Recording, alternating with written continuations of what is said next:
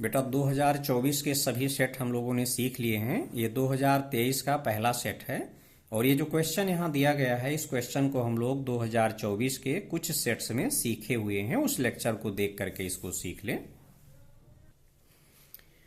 ये next question बेटा, पूर्णांकों 1 से 11 तक में से दो पूर्णांक यदृच्छया चुने जाते हैं, यदि उनका योग सम संख्या है तो प्रायिकता ज्ञात कीजिए कि दोनों पूर्णांक विषम है।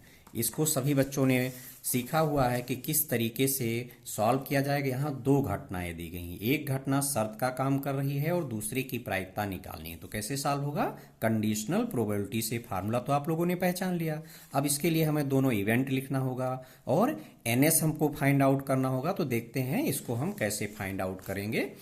अब यहाँ पर पहली घटना, अभी एनएस समझा रहे हैं कि एनएस कैसे निकाला जा रहा है। घटना पहले हम लोग लिखना सीख लें। तो पहली घटना ई क्या हो गया, यहाँ पर लिखा है कि उनका योग सम है। यहाँ सेंटेंस बना लें कि दो पूर्णांक लिए ना, यहाँ से दो पूर्णांक हम लोगों ने छांटे हैं, दोनों पूर्णांकों का योग सम संख्या। ये पहली घटना हो गई। और दूसरी घटना हो गई, यहाँ पर दोनों पूर्णांक विषम संख्याएं हैं। यहाँ लिख देंगे घटनाएं। घटना लिखना सभी बच्चों को आ गया। अब एनएस देख लें। एनएस चाहे पहले लिख लें चाहे यहाँ बाद में लिख दें, कोई दिक्कत नहीं। यहाँ पर देखोगे बेटा, इसमें क्या कंसेप्ट अप्लाई की गई है। अगर हमारे पास n वस्तुएं हैं और इसमें से हम r वस्तुओं को छांट रहे हैं, चयन कर रहे हैं, चुन रहे हैं, तो कॉम्बिनेशन का फार्मूला यूज होगा। संचय का फार्मूला कक्षा 11 में पढ़े होंगे ना। एनसीआर का फार्मूला होगा factorial of n upon factorial of r into factorial of n minus r। अब यहाँ फैक्टोरियल ऑफ n का फार्मूला क्या होता है? 1 into 2 into 3 into dot dot into n। तो ये तो फार्मूला है। यहाँ हमें समय ज़्यादा लगता है। अब देखो, इसका मैं डायरेक्ट टेक्निक सिखा दे रहा हूँ। मान लो हमको n c0 की वैल्यू चाहिए, तो इसकी वैल्यू डायरेक्ट 1 हो गई। n c1 अगर लिखना है तो n अपान फैक्टोरियल 1। यहाँ 1 है तो केवल पहला फैक्टर आ गया। अगर n c2 की वैल्यू चाहिए तो n लिखें इनटू में n माइनस 1, मतलब यहाँ जो नंबर लिखी है उसको लिख लें। दूसरे फैक्टर में इसमें से एक कम करके लिख लें। यहाँ 2 लिखा है तो हमें ऊपर दो फैक्टर लिखना है। ठीक, यहाँ 1 लिखा था तो ऊपर हमें केवल यही पहला फैक्टर लिखना है। अपान में इसी का फैक्टोरियल आ जाएगा, फैक्टोरियल ऑफ 2 हो गया। अगर यहाँ पर 3 लिखा होगा nc3, तो ये क्या हो जाएगा? यहाँ 3 लिखा है ना, तो ऊपर हमें 3 फैक्टर चाहिए। n दूसरा फैक्टर एक कम करेंगे, फिर तीसरा फैक्टर एक और कम करेंगे, अपान एक एक कम करते जाएंगे। इसमें एक कम किया, दूसरा फैक्टर आया, फिर एक कम किया, अगला फैक्टर आया। 3 फैक्टर चाहिए, अपान फैक्टोरियल ऑफ 3। जब हम इसकी वैल्यू इस फार्मूले को अप्लाई करके निकालेंगे यही आएगा। तो यहाँ समय बचाने के लिए हमने डायरेक्ट ये फार्मूला अप्लाई कर लिया। अभी आप लोगों को जो समझाया गया। हमारे पास यहाँ 11 पूर्णांक हैं, 11 इंटीजर्स हैं, जिसमें से 2 को चुनना है, चयन करना, इन्हें छांटना है। तो क्या यूज होगा? यही एनसीआर का फार्मूला यूज होगा। 11 हमारे पास पूर्णांक हैं जिसमें से 2 को चुना जा रहा है। तो एनएस बराबर हो गया 11c2। लिखा ना कि ये 2 चुने जा रहे हैं। तो पूरा सैंपल स्पेस पहले डिसाइड करोगे कि सैंपल स्पेस में कितने मेंबर्स होंगे। तो सैंपल स्पेस में मेंबर्स की संख्या यहाँ से आ गई। अब यहाँ कितना लिखा है? 2, तो ऊपर 2 फैक्टर लिखोगे। पहला फैक्टर तो यही संख्या हो गई 11 इंटू दूसरा फैक्टर क्या करेंगे, इसमें एक कम करके लिखेंगे, अपान इसी का फैक्टोरियल। फैक्टोरियल 2 का मतलब क्या हो गया? अभी हमने समझाया कि फैक्टोरियल n का मतलब 1 इंटू 2 इंटू 3, एक से लेके n तक की संख्याओं का गुणा, ऐसे समझ लें। तो फैक्टोरियल 2 का मतलब क्या हुआ? 1 इंटू 2। अब इसको तो काट पीट लेंगे, 55 आ गया। अब मुझको यहाँ पर क्या क्या जरूरत है? जब भी हम ये फार्मूला अप्लाई करेंगे प्रोबेबिलिटी ऑफ एफ अपान ई का, भी कंडीशनल प्रोबेबिलिटी सीखे हुए हैं, तो इन दोनों के इंटरसेक्शन की प्रोबेबिलिटी चाहिए और इसकी प्रोबेबिलिटी चाहिए अपान में। तो यहाँ पर हमको निकालना क्या है? हमें इस घटना की प्रायिकता बतानी है। तो जिसकी प्रायिकता बतानी है वो तो ऊपर जाएगा, मतलब प्रोबेबिलिटी ऑफ एफ अपान ई। तो हमको ई में नंबर ऑफ एलिमेंट्स चाहिए और दोनों के इंटरसेक्शन में चाहिए, ई इंटरसेक्शन एफ। अब घटना ई में क्या है? योगफल सम संख्या है। अब दो पूर्णांकों को जोड़ने पर सम संख्या कब आती, सभी बच्चों को मालूम है। जैसे 2 + 4 जोड़ोगे तो क्या आया? 6 आया ना। ये सम संख्या है और ये दोनों भी सम संख्याएं हैं। इसी तरह से 3 + 5 अगर हम निकालेंगे तो 8 आएगा। यह कैसी संख्या है? ये सम संख्या, जबकि ये दोनों विषम संख्याएं हैं। तो दो संख्याओं का योगफल सम संख्या कब आएगी बेटा? जब या तो दोनों सम संख्याएं हों या दोनों विषम संख्याएं हों। अब 1 से लेके 11 तक की मेरे पास संख्याएं, 1 से 11 तक की संख्या हम देखें तो 1 2 3 4 5 6 7 8 9 10 11 ये हो गया। इसमें विषम संख्या कौन कौन हो गई? विषम संख्या हो गई आपकी यहाँ पर 1 3 5 7 9 11 ये विषम संख्याएं हैं। हम यहाँ पर योगफल सम संख्या आएगा तो या तो दोनों संख्याएं विषम हो, देख रहे हो ये दोनों विषम जोड़ रहे हो तो भी तो सम आ रहा है, तो दोनों विषम संख्याएं अगर छांटेंगे तो यहाँ से छांटेंगे, और या फिर दोनों संख्याएं सम हो तो दोनों सम संख्याएं अगर छांटोगे तो यहाँ सम कौन कौन है? सम संख्याएं आपकी हो गई यहाँ पर 2 4 6 8 और 10, इसी में से जो हमारे पास 11 है। दोनों सम छांटोगे तो यहाँ से छांटोगे, दोनों विषम छांटोगे तो यहाँ से छांटोगे, तो आपके पास विषम संख्या, यहाँ योगफल सम संख्या तब आएगी जब दोनों पूर्णांक या तो विषम हो या दोनों पूर्णांक सम हो। ओके, तो विषम तो यहाँ से 2 छांटोगे, 1 2 3 4 5 6 है हमारे पास, और 6 में से 2 हमें छांटना है। अब प्लस, जब तक अभी यहाँ पर दोबारा एक्सपेरिमेंट चालू हो गया, 2 छांटने थे जो छांट लिए, जब दोबारा एक्सपेरिमेंट स्टार्ट होता है तो प्लस लगता है, जब तक एक्सपेरिमेंट कंप्लीट नहीं होगा तब तक इनटू लगेगा। क्रमचय संचय में पढ़े होंगे, ऐसा नहीं पढ़े हैं तो जरूरत भर के लिए मैं यहाँ बता दे रहा हूँ, बहुत ज़्यादा यूज नहीं उसका। प्लस अब दोनों पूर्णांक हम यहाँ ये वाला दोनों पूर्णांक सम लेंगे तो भी योगफल सम आएगा। तो सम पूर्णांक मेरे पास कितने हैं? 1 2 3 4 5, 5 में से 2 छांटोगे तो 5c2। अब 6c2 की वैल्यू कैसे निकालोगे? अभी बताया ना, हमने सिखाया है कि यहाँ पर nc2 हम कैसे लिखते हैं।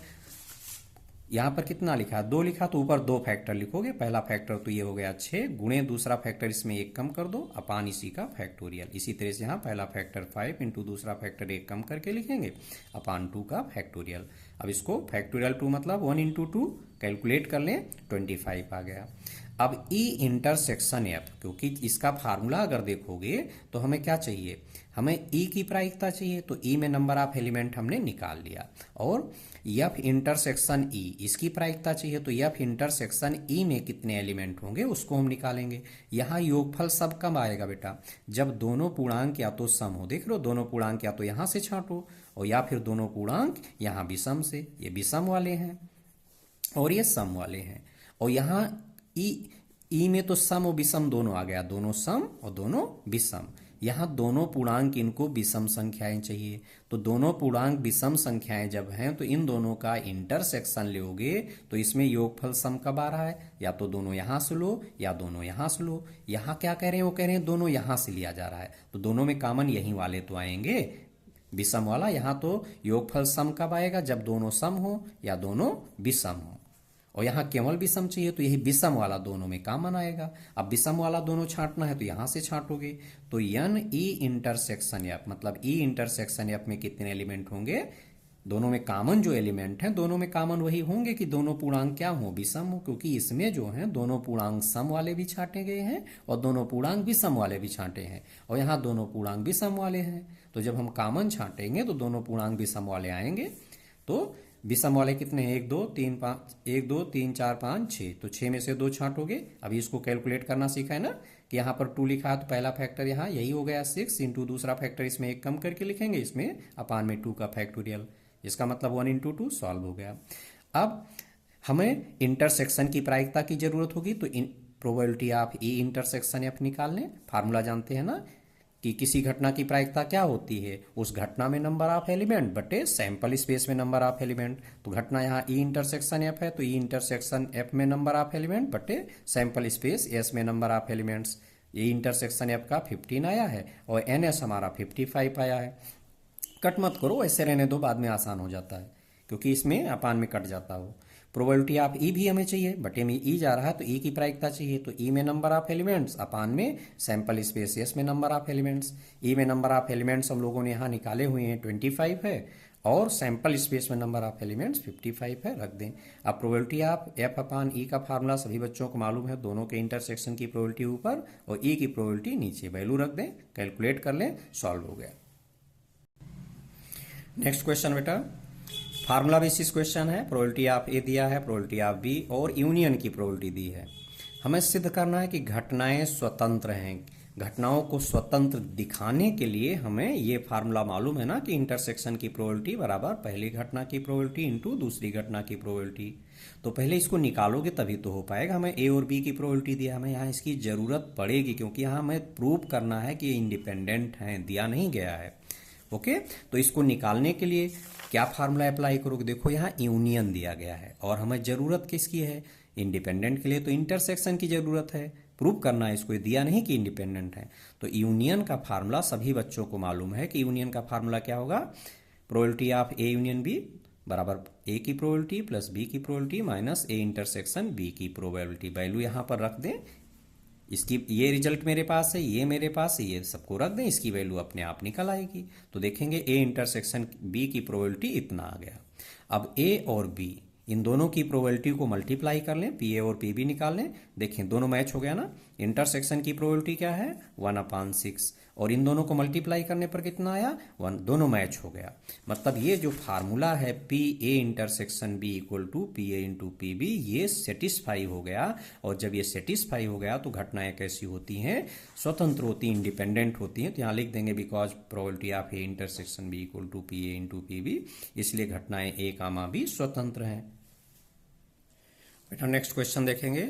यदि दो पासे एक साथ फेंके जा रहे हैं तो कम से कम एक पर 6 आने की प्रायिकता ज्ञात कीजिए।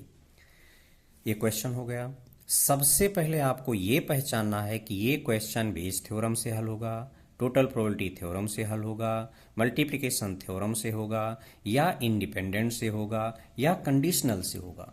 तो मैंने आप लोगों को सबकी पहचान बताई है, इंडिपेंडेंट की भी पहचान सिखाई है। ध्यान से देखेंगे, मैंने इंडिपेंडेंट के लिए पॉइंट्स आपको बता दिए थे कि कैसे आप समझ जाएंगे ये क्वेश्चन इंडिपेंडेंट इवेंट्स से रिलेटेड है। देखें इसमें मैंने एक पॉइंट ये लिखा है, पासे से रिलेटेड। एक पासे को 2 या 3 बार फेंका गया और किसी विशेष या कुछ विशेष अंकों की बात की गई। इसी तरह सिक्के के लिए चलेगा, या 2 या 3 पासे एक साथ फेंके गए और किसी विशेष अंक या कुछ विशेष अंकों की बात की गई। सिक्के के लिए भी यही सही चलता है।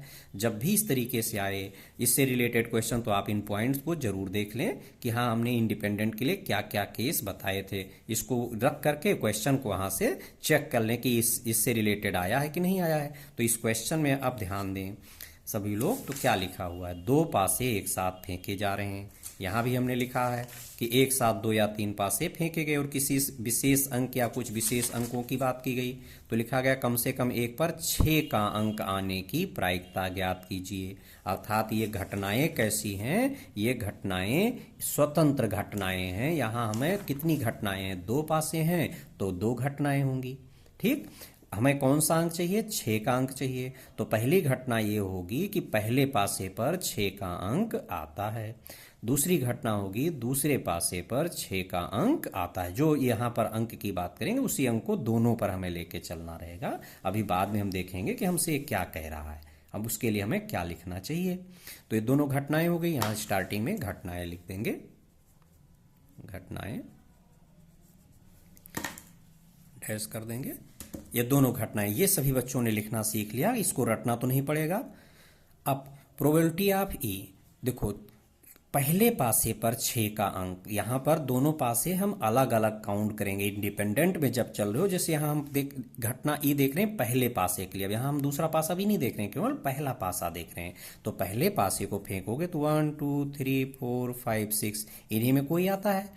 तो यहाँ टोटल 6 केस हो गए। और हमें कौन सा चाहिए? 6 का अंक चाहिए। तो 6 का अंक तो एक ही बार हो गया, तो 1/6। इसी तरह से प्रोबेबिलिटी ऑफ एफ में चलेंगे। अब दूसरे पासे को की बात हो रही, दूसरे पासे पर इन्हें 6 का अंक चाहिए, इसको फेंकोगे तो इसमें भी यही केस आएंगे। और 6 का अंक चाहिए तो इसकी प्रायिकता 1/6 हो गई। अब इस पर देखोगे कि हमने ये क्या लिखा है और क्यों लिखा है।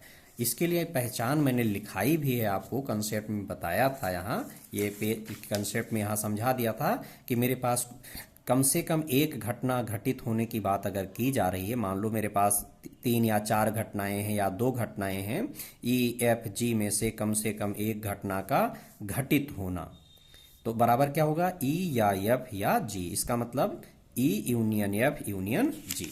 यहाँ उसको हमने शार्ट में लिख दिया कि ए कामा बी कामा सी में से कम एक घटना का घटित होना बराबर P A union B union C. जब भी ये कहा जाएगा तो आपको ये निकालना है। अब इस क्वेश्चन में क्या कहा है, कह रहा है कम से कम एक पर 6 आने की प्रायिकता। इसका मतलब इन दोनों घटना में कम से कम एक घटना घटित होने की बात की जा रही है। तो प्रोबेबिलिटी आप क्या लिखेंगे, ई या एफ, क्योंकि अभी बताया ना कि कम से कम एक घटना के लिए क्या यूज करेंगे, या देख रहे हैं यूनियन यूज करेंगे।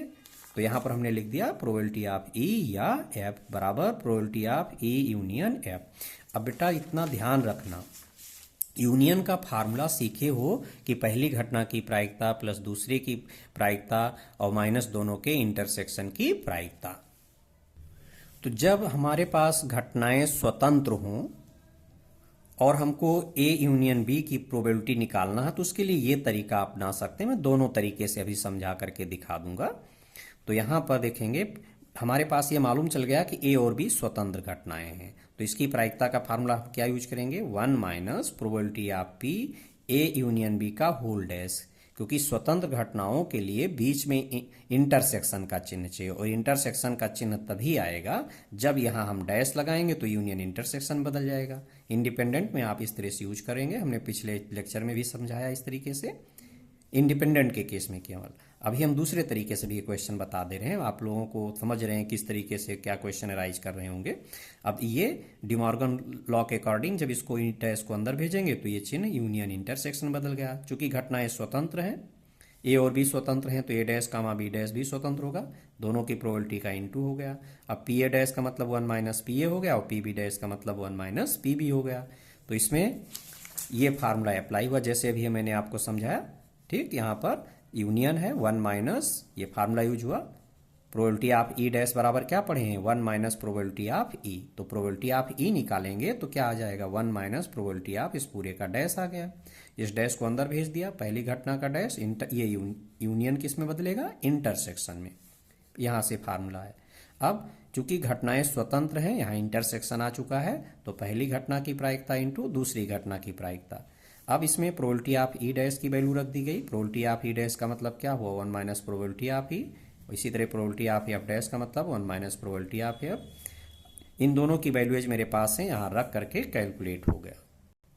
और दूसरा तरीका बेटा जिससे यहाँ यूनियन निकालना, तो इसका दूसरा तरीका मैं यहाँ समझा दे रहा हूँ। दूसरा method, probability of E union F equal to probability of E plus probability of F minus probability of E intersection F equal to probability of E. ये आपको आसान भी पड़ेगा, इंटू और plus probability of F minus probability of E into probability of F. इसको लगा दिए।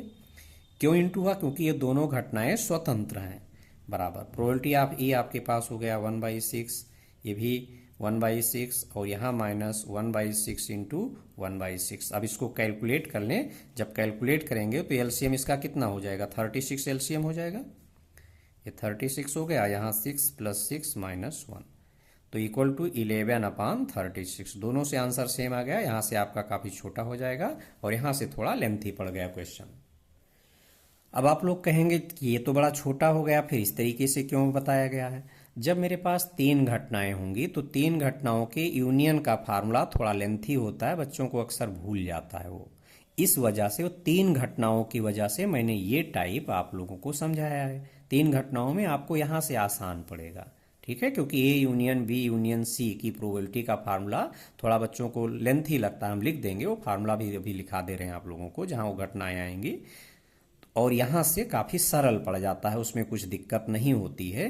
तो दोनों तरीका हमने बता दिया कि ये तरीका भी है और ये तरीका भी है। जो बच्चे यहाँ से सॉल्व करेंगे उनका भी सही है, जो बच्चे यहाँ से सॉल्व करेंगे उनका भी सही, दोनों में बराबर मार्क्स मिलेंगे।